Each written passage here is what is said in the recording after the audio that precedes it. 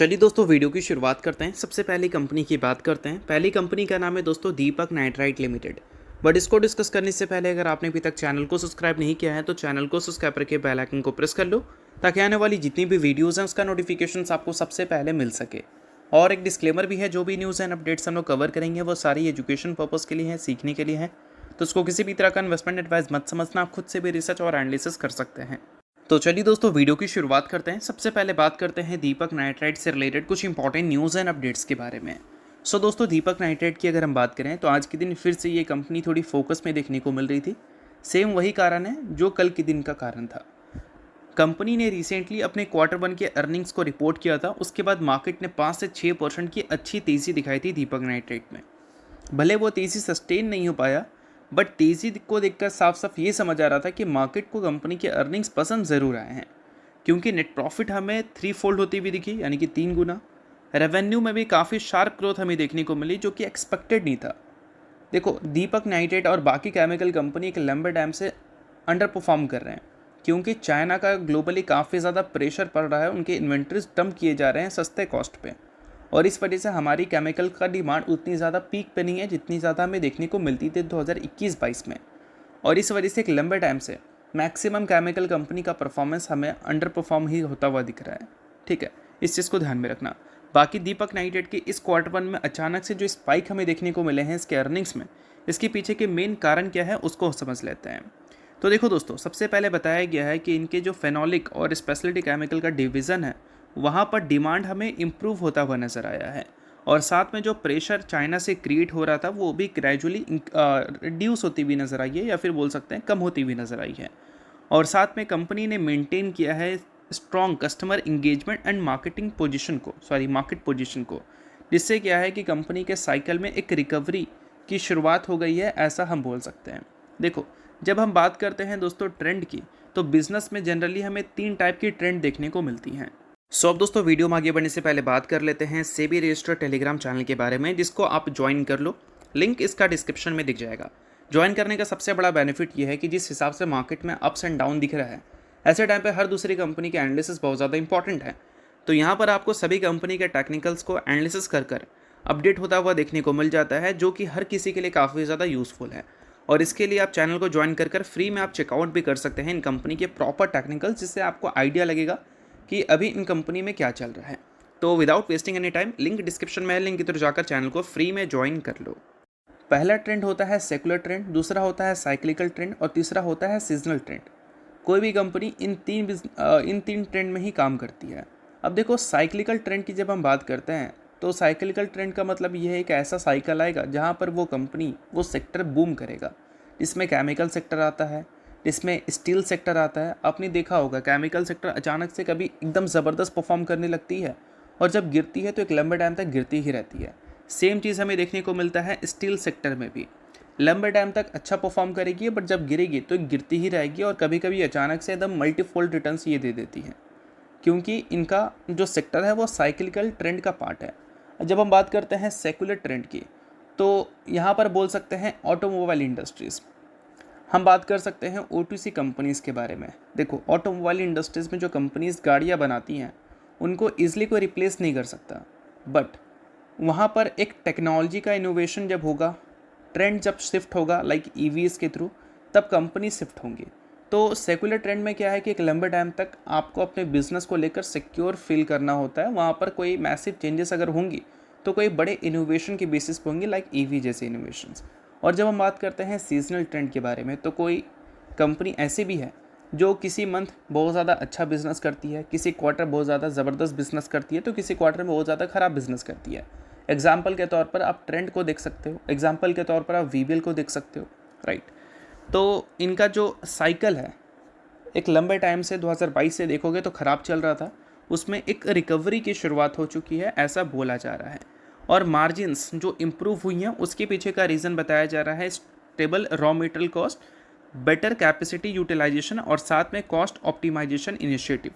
इस वजह से कंपनी के मार्जिन्स में एक शार्प रिकवरी हमें देखने को मिली है।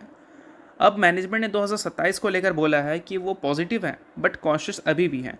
एक्सपेक्ट कर रहे हैं वो वॉल्यूम ग्रोथ अच्छा, बेटर रियलाइजेशन, और साथ में ग्रेजुअल मार्जिन एक्सपेंशन क्योंकि कंपनी कई सारे न्यू फैसिलिटीज़ की भी शुरुआत करती है और आने वाले कल में 2500 करोड़ की कैपेक्स प्लान भी ये कर चुकी है मल्टी ईयर एग्जीक्यूशन के लिए, और इसे लॉन्ग टर्म ग्रोथ एक्सपेक्ट कर रहे हैं और इसके लिए इन्होंने अपनी सब्सिडरी में 2500 करोड़ का कैपेक्स अप्रूव भी किया है। तो ये सारी चीज़ें दीपक नाइट्राइट को इस क्वार्टर में बहुत ही ज़्यादा स्पेशल दिखाई हैं और देखते हैं कि ये सारी चीज़ें आने वाले क्वार्टर्स में दीपक नाइट्राइट मेंटेन कर पाती है या नहीं। तो चलिए अब बात करते हैं अगली कंपनी के बारे में। तो अगली कंपनी का नाम है दोस्तों एनएससी। आप सभी को पता है एनएससी से रिलेटेड रिसेंट टाइम में बहुत बड़ी खबर हमें देखने को मिली थी कि इनका जो भी लफड़ा था सेबी के साथ वो सारा शॉर्ट आउट हो चुका है। अब हमें एनएससी की आईपीओ देखने को मिलेंगे, जिसके लिए इन्होंने ड्राफ्ट पेपर भी फाइल कर दिया था सेबी को, बट अभी तक आईपीओ से रिलेटेड कोई खबर आई नहीं है। जुलाई का पूरा महीना तो ख़त्म हो गया, अगस्त का भी स्टार्टिंग वीक हमें जाता हुआ दिख रहा है, बट अभी तक एनएससी की आईपीओ से रिलेटेड कोई खबर नहीं आई है। तो खबर फ़िलहाल अभी भी नहीं है, कोई एग्जैक्ट लॉन्च डेट एनएससी ने अपने आईपीओ का नहीं दिया है, बट एक्सपेक्टेड है कि सितंबर 2026 में जो फाइनल रेगुलेटरी अप्रूवल है वो हमें मिलता हुआ दिख जाएगा और सितंबर 2026 तक आपको चीज़ें और बेहतर तरीके से क्लियर होती हुई दिख जाएंगी कि कब एग्जैक्ट हमें एनएससी का आईपीओ आता हुआ दिखेगा। तो एनएससी के आईपीओ को लेकर जो भी लोग वेट कर रहे थे वो इन सारी चीज़ों को नोट डाउन कर सकते हैं। बाकी इसके अलावा अगली कंपनी की बात करें तो अगली कंपनी है दोस्तों रिलायंस इंडस्ट्रीज़ लिमिटेड। आज के दिन रिलायंस इंडस्ट्रीज़ में 3% से भी ज़्यादा की तेज़ी देखने को मिली थी। तेज़ी का सबसे बड़ा कारण क्या है? तो सबसे बड़ा कारण यही है क्रूड ऑयल का प्राइसेस। क्रूड ऑयल के प्राइस को देखोगे तो $90 के ऊपर वो निकल गया था, बट अभी देखोगे तो $80 से वो नीचे आ चुका है। और क्रूड ऑयल के गिरते प्राइसेस की वजह से कोई सेक्टर खुश हो ना हो, रिफाइनिंग सेक्टर ज़रूर खुश होती है, like IOCL, BPCL, Reliance industries. और जब क्रूड ऑयल का प्राइस बढ़ता है तो जो कंपनीज क्रूड ऑयल निकालती हैं लाइक O2C नहीं, मतलब ऑयल इंडिया, ONGC, वो सारी कंपनी खुश होती हैं। ठीक है, तो अभी क्रूड ऑयल के प्राइसेस लगातार हमें गिरते हुए नज़र आ रहे हैं, तो इस वजह से रिलायंस इंडस्ट्रीज जैसी कंपनीज़ का परफॉर्मेंस थोड़ा बेहतर होता हुआ दिख रहा है। अब ऑयल के प्राइसेस जो गिर रहे हैं उसके पीछे के भी रीजंस हैं। देखो, US ईरान के कॉन्फ्लिक्ट को मार्केट ने ऑलरेडी एब्जॉर्ब कर रखा है, बट जो चीज़ें हैं वो क्रूड ऑयल के प्राइसेस पे स्टिल इम्पैक्ट डाल रही हैं। ईरान ने कहा है कि ओमान के साथ जो उनका स्ट्रेट ऑफ हॉर्मोज को लेकर डील है वो फाइनल स्टेज पे आ चुका है। मतलब ओमान के साथ जो भी इनका कॉन्फ्लिक्ट है वो हमें अब डील के थ्रू शॉर्ट आउट होता हुआ नज़र आएगा, जिसका एक पॉजिटिव इम्पैक्ट कमोडिटी मार्केट में पड़ा है और इस वजह से ऑयल के प्राइसेस थोड़े से काम डाउन हो चुके हैं। और साथ में ईरान ने ये भी बोला है कि US जो है वो रेडी है कमिटमेंट को रिटर्न करने के लिए। जब ट्रंप ने कहा था डील इज़ नियर, यानी कि डील करीब है पूरी होने को लेकर, और ये सारी चीज़ें एक तरह से देखा जाए तो पॉजिटिव साइन है US ईरान के कॉन्फ्लिक्ट के परमानेंट एंड को लेकर।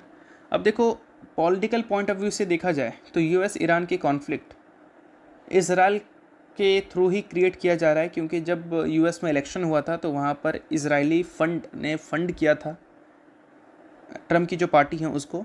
तो एक्सपेक्टेड थी कि US ईरान की कॉन्फ्लिक्ट आफ्टर ट्रंप हमें ज़रूर देखने को मिलेगी और वो हमें देखने को मिल भी रहा है। बट जब जब डील हो रहा है वो इजराइल के तरफ से अगर सुनोगे तो ऐसा स्टेटमेंट आता है कि डील के वो कंप्लीट अगेंस्ट है।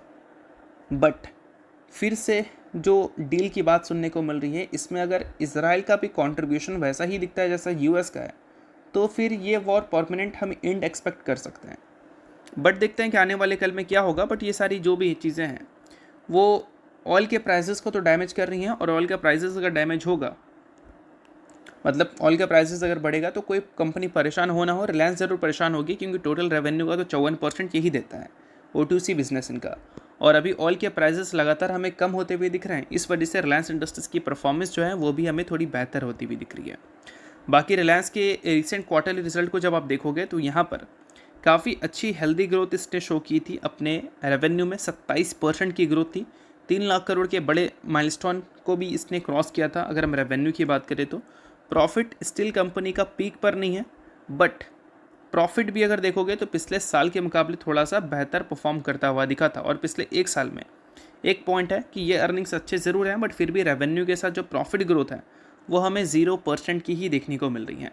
अब आने वाले कल में रिलायंस जो फोकस में दिखेगी वो जियो के IPO के कारण दिखेगी। अभी ऑयल के प्राइसेस के कारण दिख रही है, बट आने वाले कल में जियो के IPO के कारण दिखेगी। अभी रिलायंस इंडस्ट्रीज़ के लेटेस्ट शेयर होल्डिंग पैटर्न की बात करें तो यहाँ पर FIS ने अपनी स्टेक्स को फिर से इस क्वार्टर में भी बेचा है। DIS ने अपनी स्टेक्स को इंक्रीज़ किया है, बट एक अच्छी बात है कि प्रोमोटर ने भी अपनी स्टेक्स को इंक्रीज़ किया है। 0.48% प्रोमोटर ने अपने स्टेक्स को इंक्रीज़ किया है। और DIS की होल्डिंग पिछले क्वार्टर में भी कम हुई थी, इस क्वार्टर में भी कम हुई है।